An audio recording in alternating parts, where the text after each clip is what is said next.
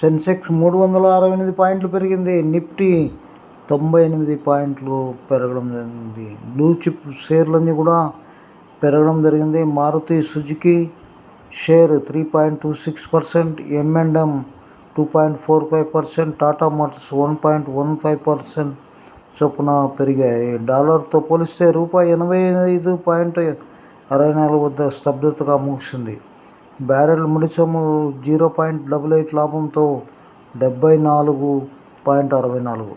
11.48 లక్షల విద్యుత్ ద్విచక్ర వాహనాలు అమ్ముడయ్యాయి. అదేవిధంగా మిధాని విడిభాగాలు, అదేవిధంగా సౌర పలకం ఉత్పత్తిలోకి పెన్నార్ ఇండస్ట్రీ రావడం జరిగింది. అదేవిధంగా GST వసూళ్లు బాగా వచ్చాయి. ఎయిర్ ఇండియా విమానాల్లో వైఫై ఇవన్నీ గమనిస్తే ఈరోజు కూడా మార్కెట్ పెరిగే అవకాశం ఉంది. నమస్తే.